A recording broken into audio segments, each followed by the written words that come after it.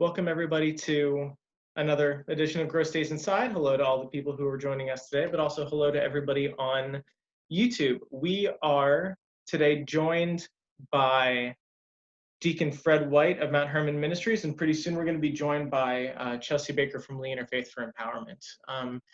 I was connected with Deacon White through Chelsea because we wanted to, talk about we wanted to have an update on life's work because Chelsea was here with us a couple of months ago and talked about affordable housing and the ways in which the impacts of the pandemic were being unevenly leveled on communities of color. And she said, why don't I bring along Deacon White? He'd be an amazing person to talk about really the history of systemic racism here in Lee County from his perspective. So and I said, absolutely, that sounds amazing. So we're going to talk first with Deacon White, and then Chelsea's going to bring us a life update. So without, further introduction, Fred, I'd love if you just kind of tell us about yourself, tell us about, your story and your experience here in Lee County and just your experience of systemic racism here in Lee County. And I will let everyone know that, we as folks from a predominantly white denomination and a predominantly white congregation, conversations around race can make us uncomfortable. But that's, for us, an absolute necessity, right? We need to be uncomfortable. We need to be enraged. We need to be saddened by our own participation in the forces that continue to keep some folks marginalized. So, like I said, without further introduction, I'd like to ask Deacon White just to share a story with us. All right, thank you, Pastor. Appreciate it very much for you all having me. I think I would like to just start by giving you a little bit of my background. I'm the product of Gus and Nathaniel White.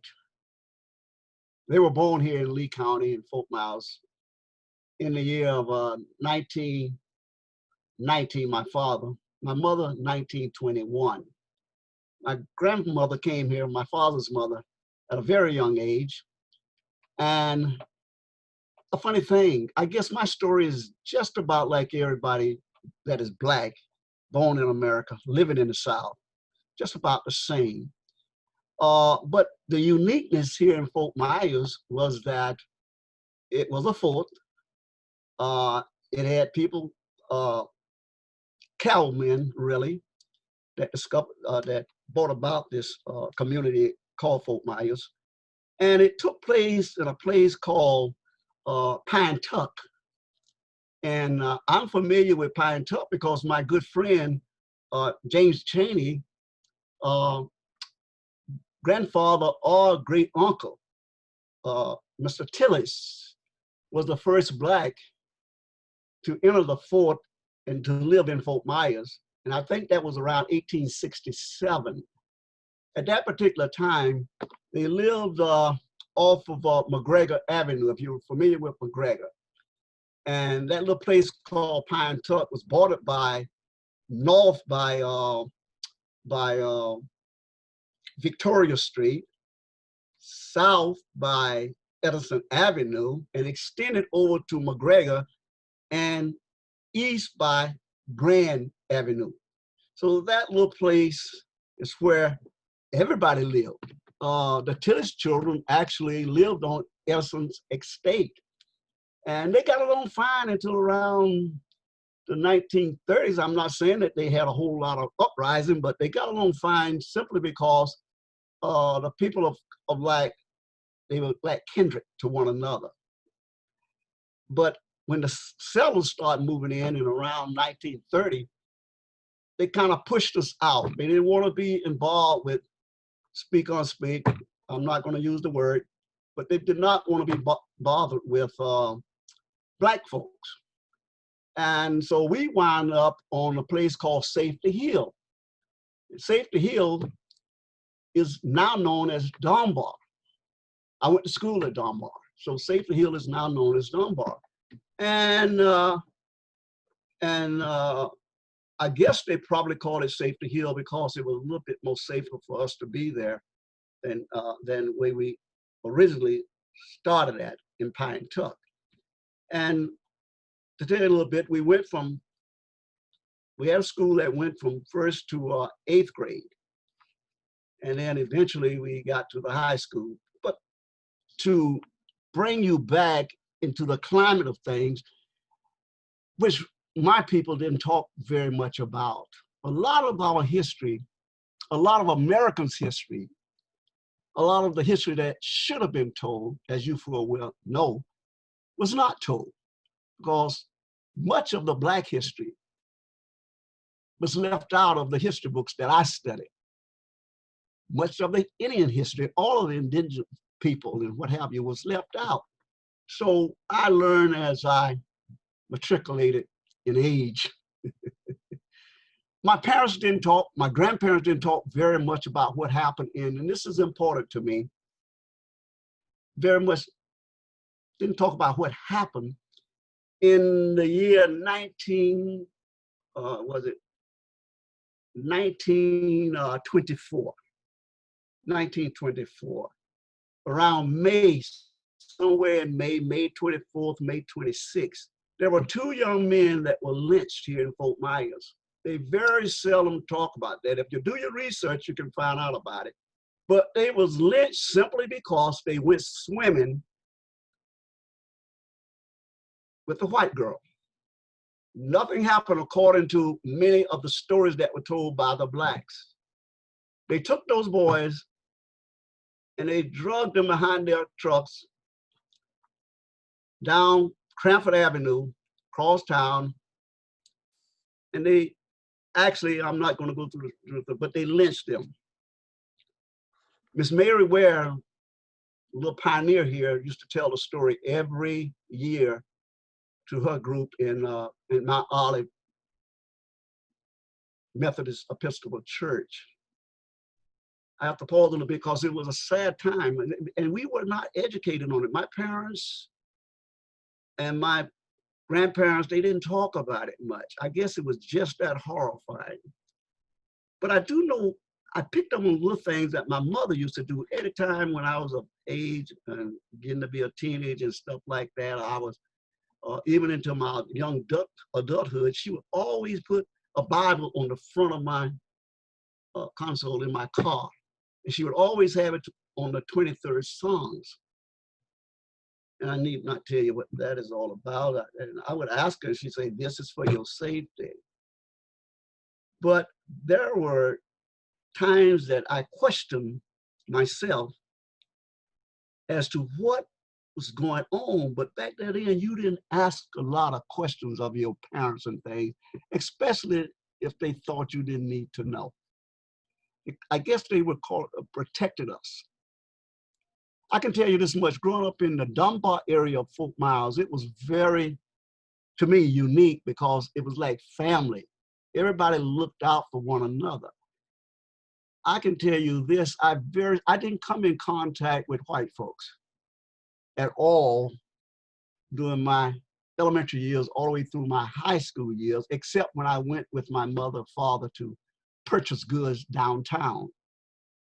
So I didn't have a relationship with the whites here in Fort Myers, except the last name. My last name is White. But anyway, we were segregated. We was given hand down. All the materials that we had to read came from Fort Myers High.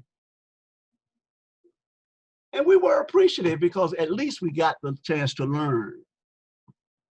But when I go back and I look and I couldn't figure out why it was that I had such difficulties in studying our history. Please, if you want to ask questions, just stop me. But why was it that I did not take an interest in history? I love it today. I love it today. In fact, I go in search of history today about America. But I soon discovered that my anger, my sadness, my disappointments were all wrapped up and tied into this thing called democracy, this thing called the right to be free, this thing that we go to war and fight about. this thing that we were not taught in my school about.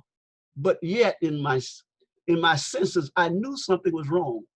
I didn't want to know about the dates that Abraham Lincoln was born in. I didn't want to know about the date that George Washington was fought in the Revolutionary War. I was more concerned about the individuals themselves. And you can imagine, if you can imagine with me, when I started to read on my own after college, I started to discover all these things that I thought were there.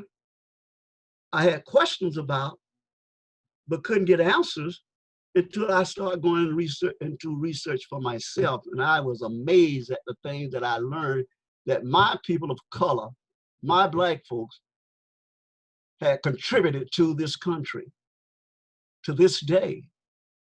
And you know that ironic thing about that? I had the opportunity to continue to teach school.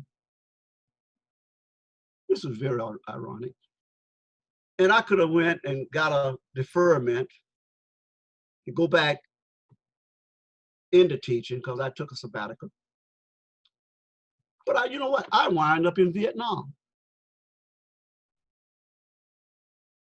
I wound up fighting the war against people that I didn't know and wasn't familiar with, because my country called me to that task.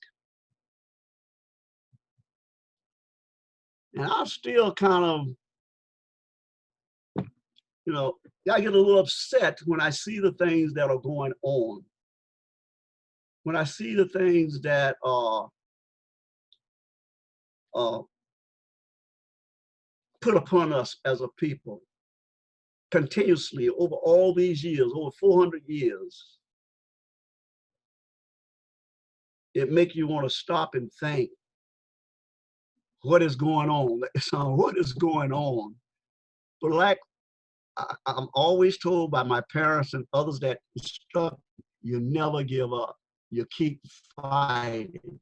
You stay in the race, because that is extremely important. You fight and fight for the righteousness of people until that comes into existence.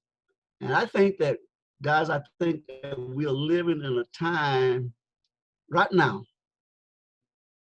where when you look on that at the TV and you look at what is going on with the young people and Black Lives Matter, I know exactly what they're saying. It's not to be disrespectful.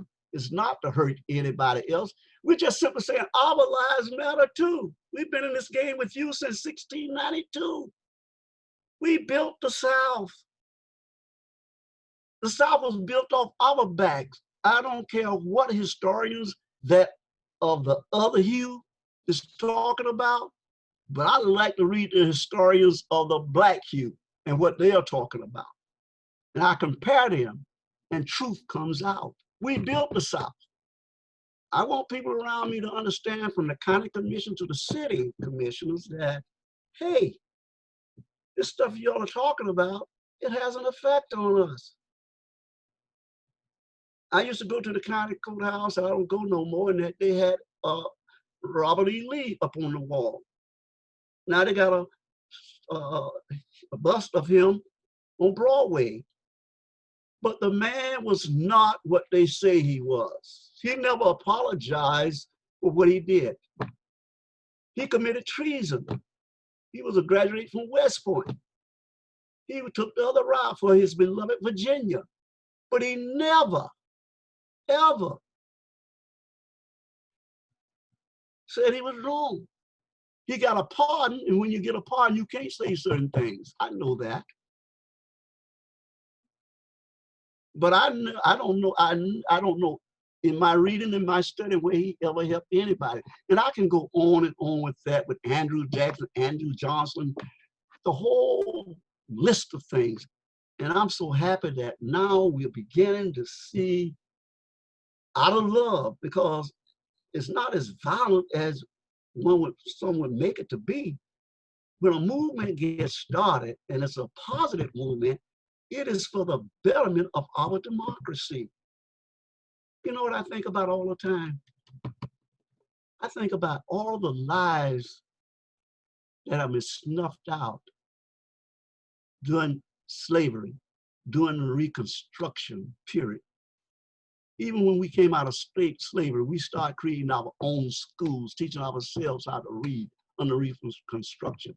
And yet to have the Ku Klux Klan and all the rest of them to come in and take that away.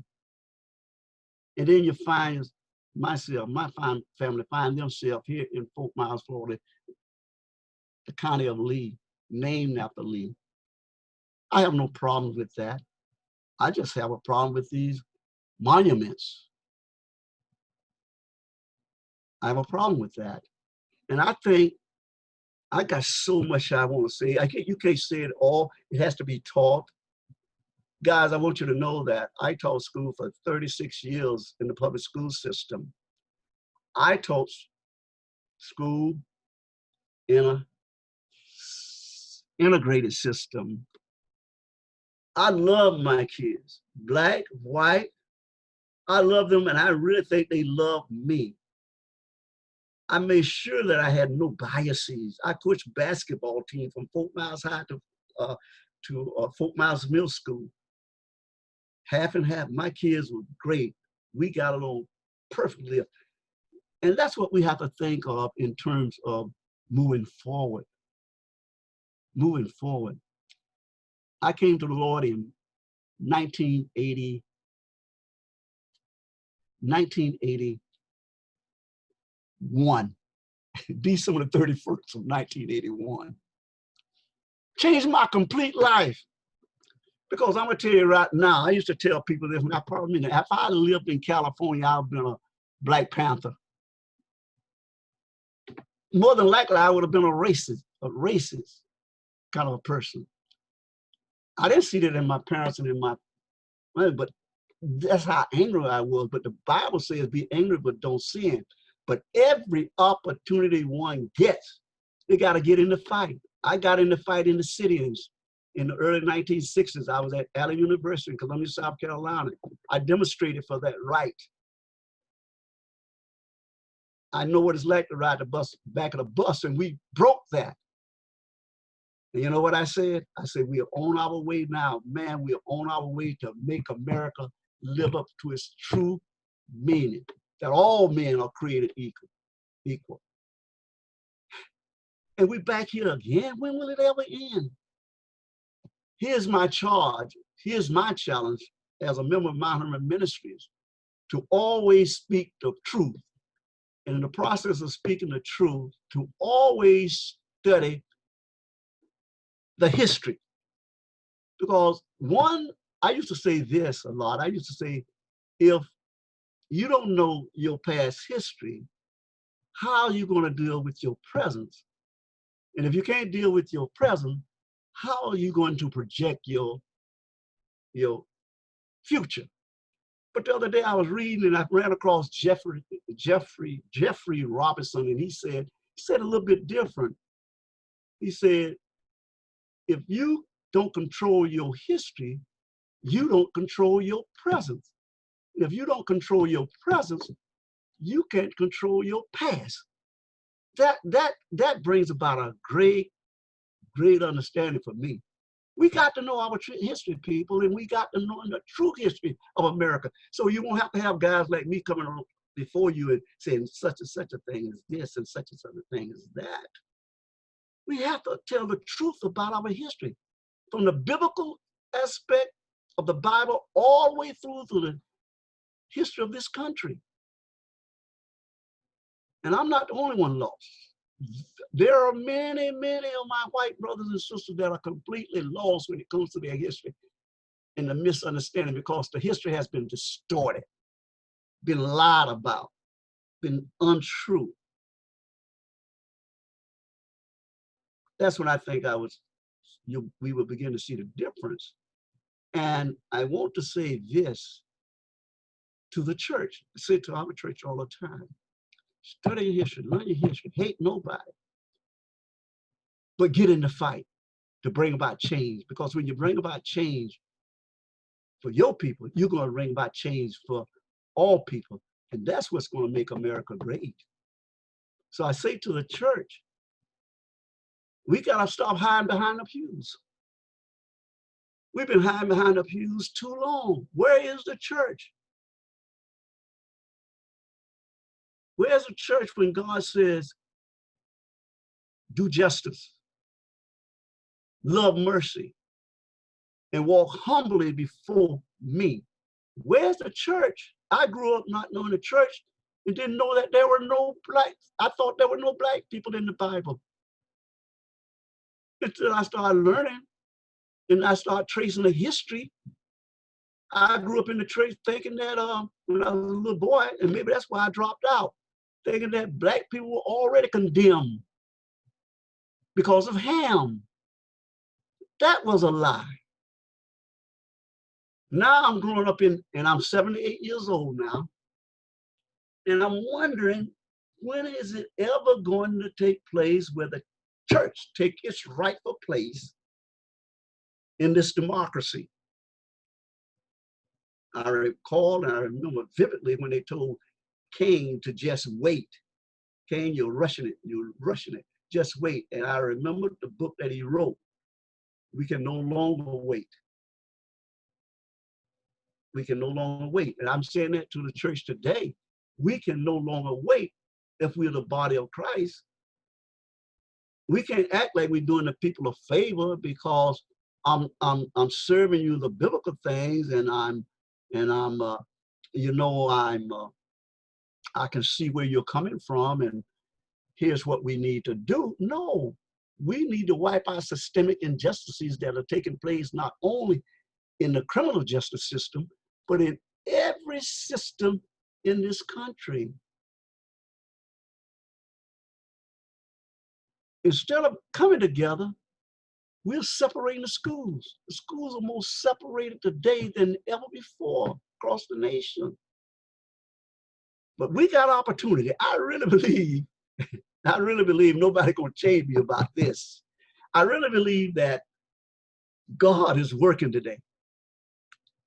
I really believe he's saying, wake up. You don't want me to send another COVID-19. You're acting crazy with this COVID-19, America of the free, home of the brave. You're acting crazy with this one. Everybody around the world seems to get it, but you. Don't continue to act crazy with this one. You have already lost 130,000 people. You got a dysfunctional president in the office. And I said it, you got a dysfunctional, I said it from the day he got in, before he got in the office, because I used to read about it. But guess what I do, and you do it too. I still pray for him. I pray particular things for him that he will receive the Lord the right way. And he will have a change of heart and mind. But boy, when I look and see 40, 35, and 40% of the people still supporting him, we got some work to do, church. We got some work to do. And can't nobody do it better than us. And I got so much to say, but I'm going to end with this. If you think you can't get in a fight, remember what our 44th president said. One voice can change a room. One voice can change a room. Barack Obama said that. He said one voice can change a room. I like to go on and talk about Frederick Douglass, and I like to go on and talk about all of the other great men, black men in this country that have made significant things, said significant things, done some significant things that go unnoticed. I'm going to stop right there. I don't know how long I've been talking. I can continue, but I would like to come back where we can structure specific things that we can talk about in terms of solutions to the problem. I know if you're not, I think everybody's face that I saw today is connected with life. That's wonderful. That's wonderful. But we got my thing is I love how life operates. I love how I love how the organization put things. But on top of that, we need more workers. I want somebody to tell me, how can we get all those under hundreds of churches in Lee County involved in our struggle, because this is a struggle. And if I had time when I come back, I'm gonna read you the struggle, how Frederick Douglass talked about the struggle. You'll love that. I know most of you probably know Frederick Douglass' work and stuff like that, but it's one thing that I love that he says, and maybe sometime I'll come back and talk about that with you guys. Thank you for having me. I'm going to stop right there. Yeah, and thank you, Deacon White. I'm seeing some silent applause from all the muted microphone people. So I want to open it up to questions, actually. Does anybody have, I mean, I've got a reflection to share, but I'm going to wait because I don't think I should do all the talking. I want just any questions, any reactions, any comments to what Deacon White brought to us today. Go ahead, just unmute yourself and talk. I have a question for you, Deacon White. Chelsea Baker here. You're talking about the history of racism, and I was wondering if you could talk. You shared a story once with me about the parade in Fort Myers and the history of that parade, and I was wondering if you'd share that story with our friends here today. Yes, I'll be glad to. Everybody know about the Edison Pageant of Light. My aunt, who's long gone now, she was born in 1914, love her dearly. They used to go down and sing behind the hedges at Edison home. And she used to say, we always look forward to getting our dime after we sung. And she thought that was wonderful. But they developed and they started a parade in his honor.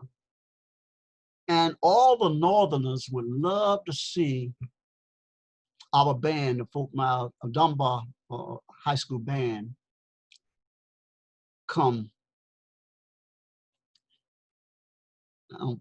I told Chelsea this, but as a little boy, I was always very, very I would ask questions, very inquisitive. Mama, why do we have to march behind the horses? I didn't know the word. I couldn't put them in place. I couldn't, I couldn't say what I wanted to say. But why do we have to walk behind the horses? And they pooping all over the street, and we got to walk behind them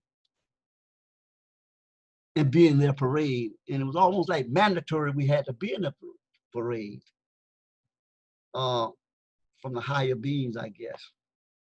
But that to me was so disrespectful. I'm just going to use that word. Until the principal got enough nerve, Mr. Barker, to say, no more. We will not walk behind the horses no more. You know, walking behind the horses in the parade, they come along, people up the poop while they are walking, and then our band comes along last. So they put us in the front of the parade. I made up my mind, as soon as I got grown enough, I would never go see an Edison Pageant of Light parade again. I've been twice since then, but I don't go. I went those twice time because they honored the black soldiers that were here protecting the fort during the Civil War. They honored that by putting a statue down there.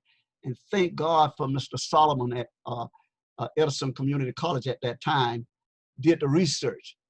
The brother found out that we were involved. We had black soldiers manning the fort here. And when I say brother, he was a white brother. And they built a statue there. So I went that time. And the last time I went was when my mother got sick and she loved the parade. And I went to the Leo Murray Hospital and pushed her down so that she might be able to see it. That was the last time. But that pageant to me, personally, has never straightened out, or no one has ever came out and said how disrespected that was, how cruel that was, how inhumane that was to the people that make up this democracy. Nobody. And if I'm not mistaken, that Edison Pageant of Light Parade gets me because I have never seen, I haven't been down there in years, y'all tell me, I've never seen any person of color on their floats to this day. And they honored Edison. Edison went out and recruited Black scientists to work with him. Latimer, the filament was Latimer's idea. I can go on and on about that. And nobody says anything, but yet Edison Pageant of Light parades and da da da da da da da da. And then I see all the athletes come back and they're a part of that. I know you're supposed to be a part of change and stuff like that, but they don't even say it. They don't even know the history of it. So we got to understand that let's tell the true history. Tell the true history by Simpson Roebuck. Roebuck was a Black man. Tell the history about it. I can go on and on and on, but I happen to live in Lee County. I hold no malice in my heart about Lee County. They can keep the Lee, but get rid of the statues and get rid of the portraits and get rid of the monuments and things and put them in their rightful place, because it was history. He was on the wrong side of history as far as I'm concerned. So yes, Chelsea, that sticks to my claw right now, and that's why I don't go. Thank you for answering that question.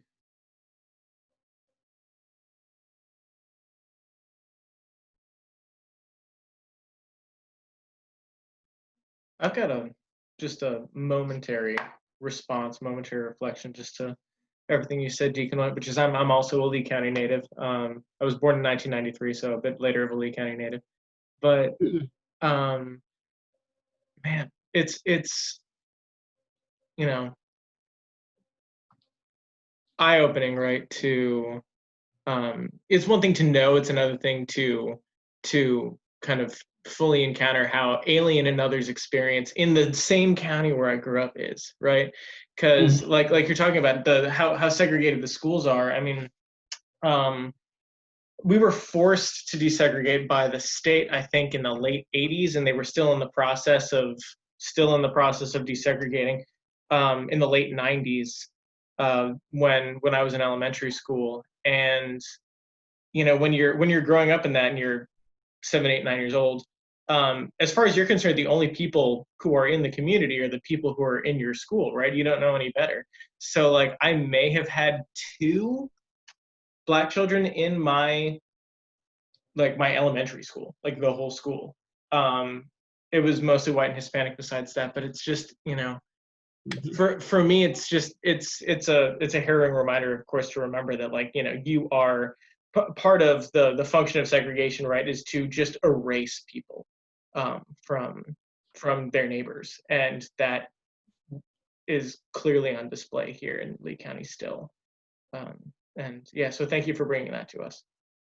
Yeah, yeah. Like I said before, I talked in the public school systems, and they bust. And I had one white parent one time to say to me, say, "What do you think about busing?"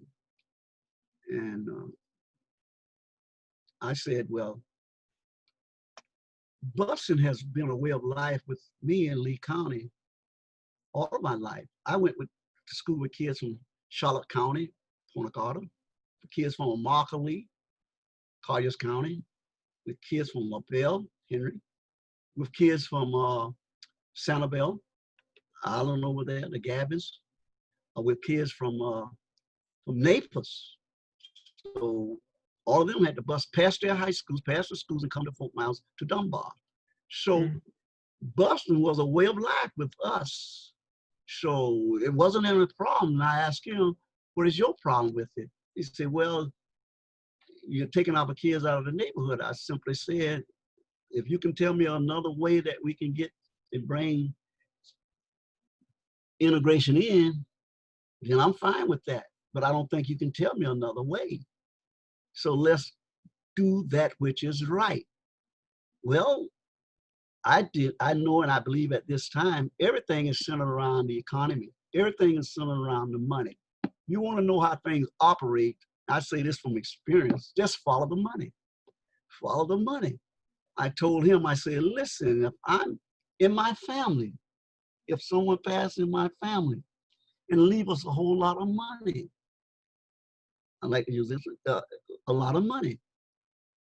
And I got siblings and their children. I say, push come to shove, my children more than likely going to get a little bit more than my brother's children. Not that I'm trying to keep them away from something, but that's generally how it works. So let's make it fair. Let's make it fair. When the Gavins used to come from Sanibel, and I know Gene, I know Gene, some of the Gavins still live there. They were the first settlement of blacks over there. They used to be late coming to school simply because they had to wait. They had to wait until the ferry brought the white kids over to go back and pick them up. Guess what? And this is Wesley. I'm seeing a lot of that today. It's just done differently. Mm-hmm. You know, I have the hardest time, Chelsea will tell you if she read my expressions, I have the hardest time sitting in Mayor Henderson's office and listening to him. Because I heard all that stuff before. I seen all those games played before in my mind. And I just got a sense for those that mean right and for those that are halfway right and for those that are not right at all. Yes, we got people out there will continue to distort the truth. And if you can't see it in what President Trump is doing today to this society, to us, we are all suffering. Every life that is lost behind this pandemic is precious to me, especially when it shouldn't be. Especially when it shouldn't be. So I'm extremely happy. I'm extremely glad because I see a great outcome. God is in the mix of all of this, and I see some change that's going to take place that because of people like you and me and Chelsea and all of us leading the way is going to make a major impact in folk mouths. But we need more participation. We need more people to get up off their hands and get on their feet and start telling the truth about our democracy. I'm at that point now. I look at we got 12 or 13 people that are with life. And I look at that and I'm saying, wow, these are God's people. And God does not need a whole multitude. But these people, they are ready to bring about change. Not because of the individual effort, but because of a collective body of people that believe what Christ said is true.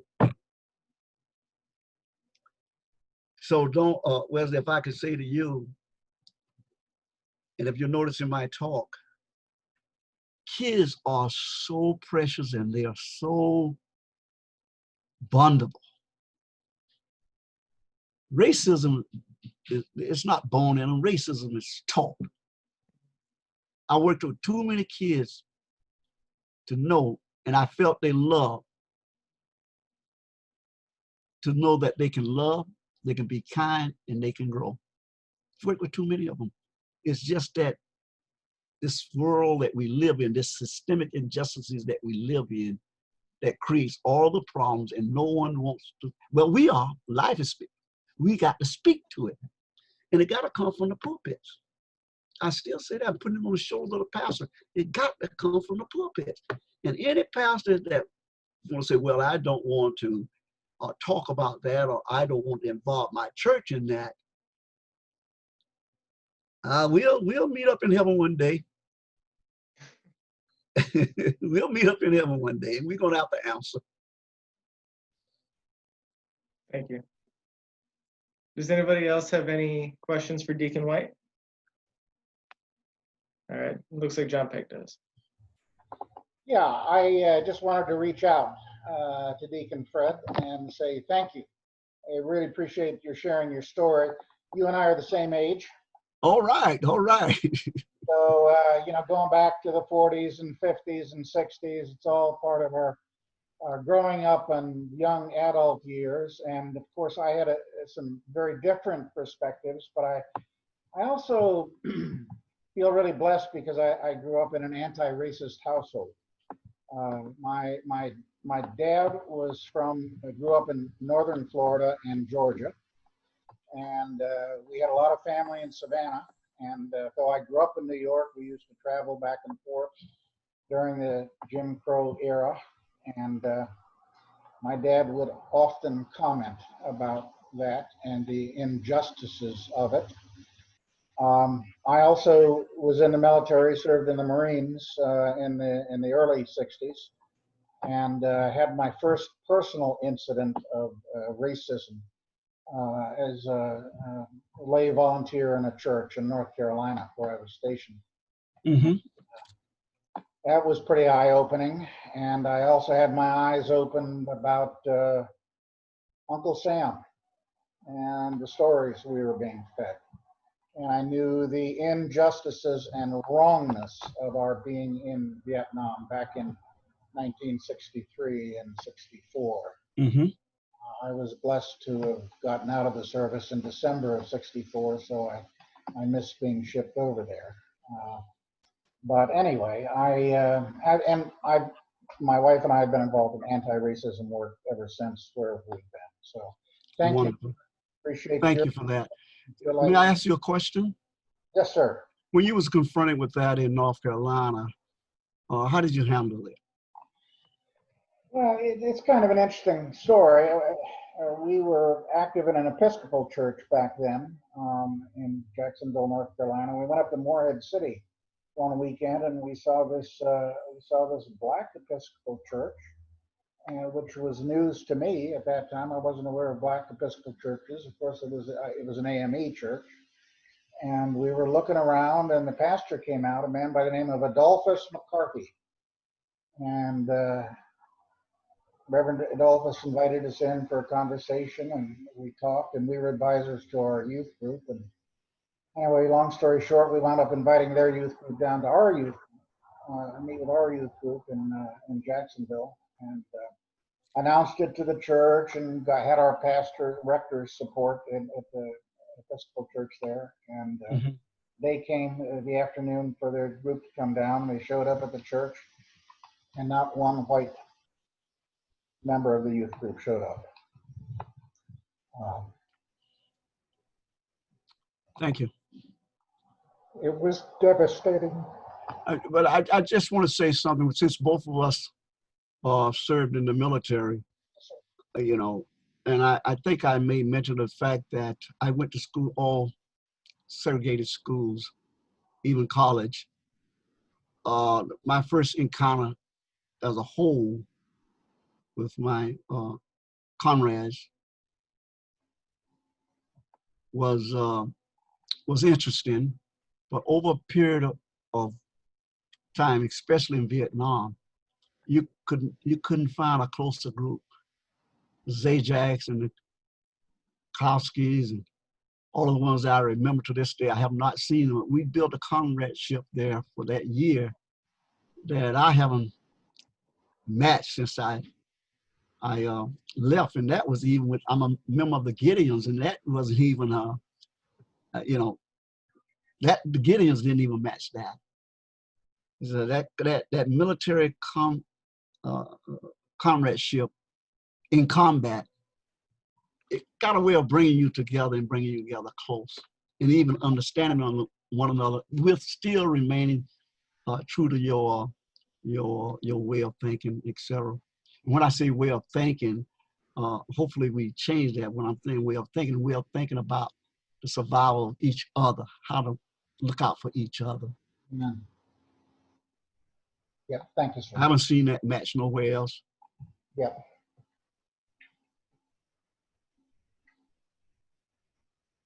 Further questions for Deacon White?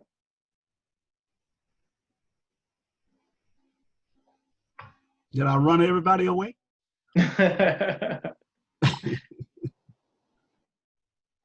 I think I get Chris. Let's see. I have a question.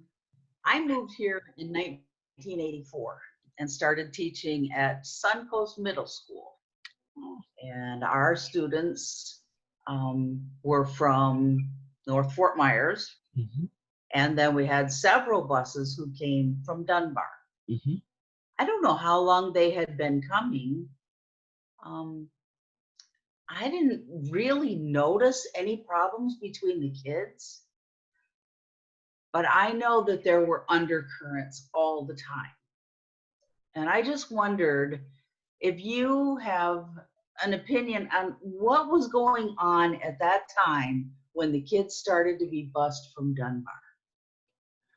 Well, I would have to go back and tell you how busing came into being in Fort Myers. I would have to go back and talk about how the school board did not do the job that they should have done, and how they put the 7th graders in a holding tank for years until they were forced to do that which was right. But that's a unique situation that you find yourself in North Fort Myers and in Dunbar. You're looking at two underprivileged areas. Exactly. Think about that. You're looking at two underprivileged areas. And one area get more exposed to the media than the other area does. But I know that North Fort Myers have its major problems. And I know also that Dunbar has its major problems. And I believe, and I think I know what it stems from. It stems from economics. It stems from not having the kinds of things, the jobs in your community that you need, not having the health care that you need. Right. Should I go on? It stems from all of that.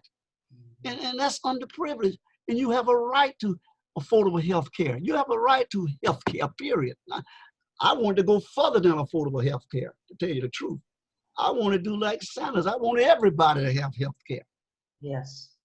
You see what I'm saying? So we're not all, I'm more on the progressive side than I am on the middle of the road side. Okay. And I'm just going to come at you straight. I'm going to come at you straight. You have poor white kids in North Fort Myers, and you have poor black kids in Fort Myers, in the Dunbar area. We all those frontline workers. That's true. If you follow me. Yeah. And when you get that, and you get kids coming to school half hungry, hadn't been fed, they just changed that. You're saying 84. I don't know if Chuck Bell was over there or not at the school that you were at, but I worked with Chuck, nice guy. I loved it. The bottom line is, and I say that in all honesty, he was. That area is under, if you look at the politicians and stuff like that, they don't pay no attention to both of them. They rather have us both fighting one another than have us to come together. Yeah. I always felt like we were just dumped together and it worked out okay. Well, because you had strong leadership. You had strong people there. But from your side, when you say it worked out okay, from my side, when I look at the whole picture, it still needs a lot of improvement in both areas. In both areas, you're right. It still needs a lot of improvement in both areas. The people in North Fort Myers should have all of the opportunities like the people in Dunbar. When I look at the whole scope, this is supposed to be the richest country on this planet Earth. And look at the problem we got. And it's all because we don't take care of our people. We take care of certain people. When 1% of all of the country owns all the wealth, the majority of the wealth, we got a problem. That's another story in itself. But Yes. I guess what I'm simply saying to you, the education that our kids are getting, I understand where the school board is coming from, but it can be better.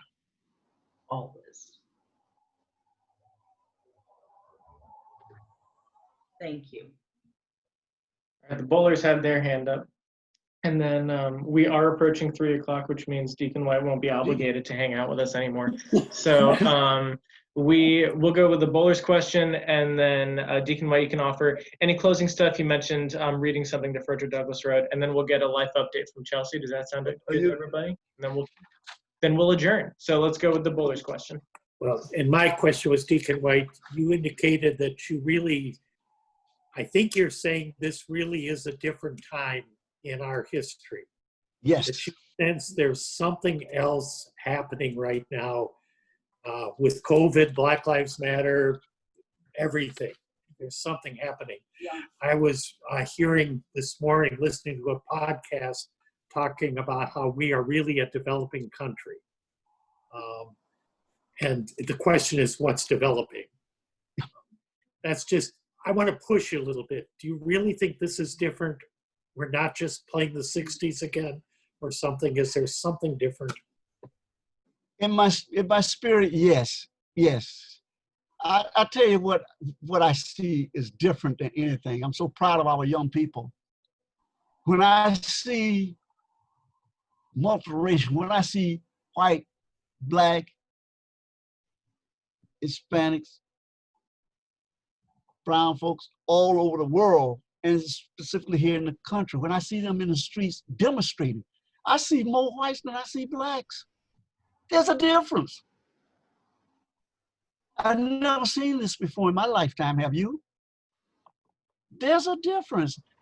And the only thing I can equate it to is my Lord. God is moving. We got to be able to see God in this so that we can move.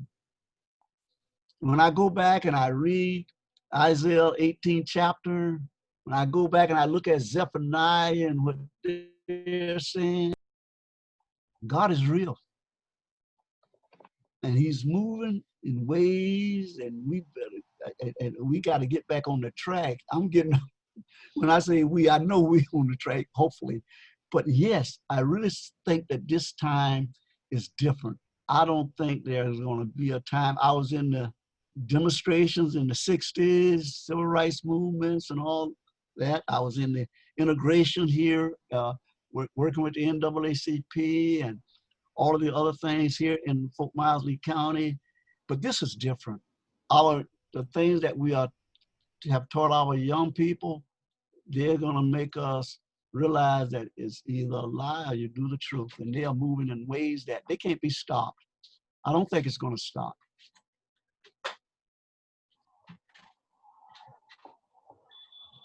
And hopefully it shouldn't. And I hope that it all be done to the glory of God. That means that no killing, no tearing up, no destruction, none of that stuff. Doing his will. And that's why we that know the Lord got to get in the fight. We can no longer say, no, we got to get in the fight.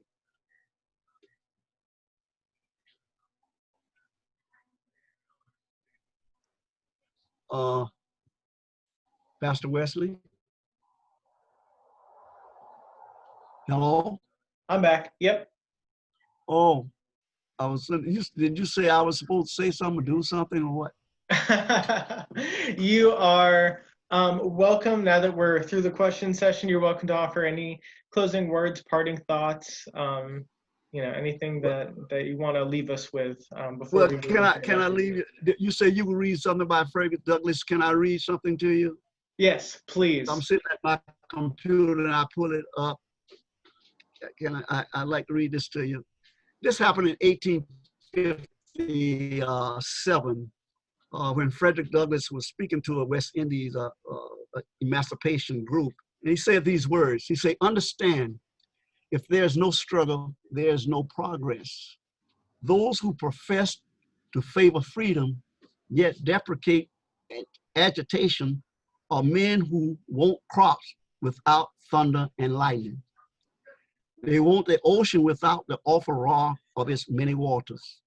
This struggle may be a moral one, or it may be a physical one, and it may be both moral and physical, but it must be a struggle.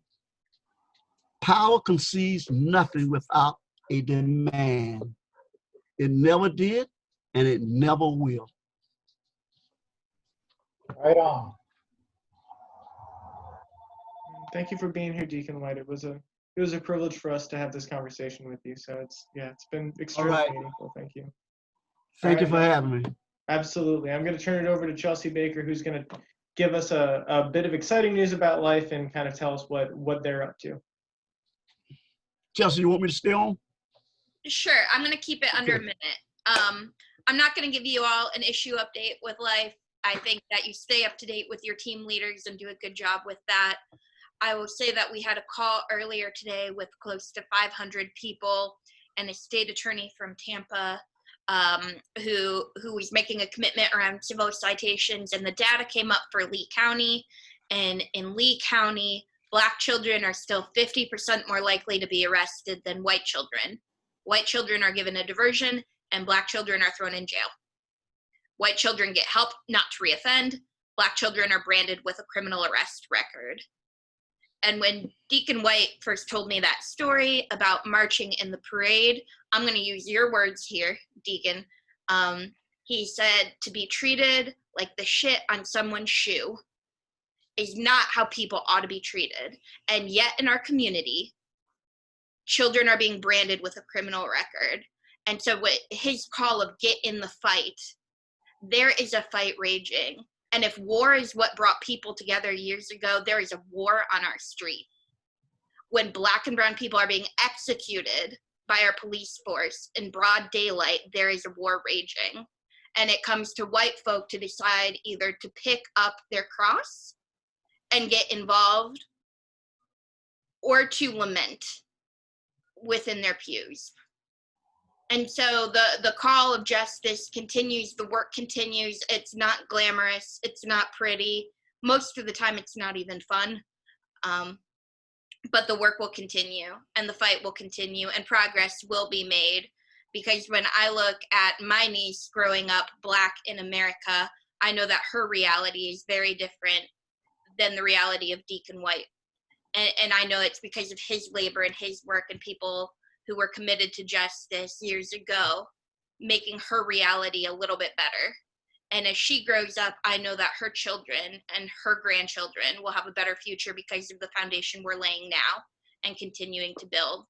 So as we continue, though it's not glamorous, we will march along with our Black brothers and sisters and continue the work, knowing that it is for a tomorrow that has been promised by our God. So thank you, Deacon White, for laying this foundation and the work and for continuing marching along every day and for giving us an opportunity to march hand in hand with you. Thank you. Amen, and thank you, Chelsea. If that is all you have, Chelsea, then I would like to thank everybody for being on this call. And we'll see you at the next Life Rally, even if it is on Zoom. So may God bless all of you, and we'll see you next week. Next week we have Lorene Downs, who is a nurse practitioner who's going to talk about healthy lifestyle habits in quarantine. So that's what we've got next week. So we'll see you all then. Take care. Thank you again, Deacon White. Thank you. Bye, everybody.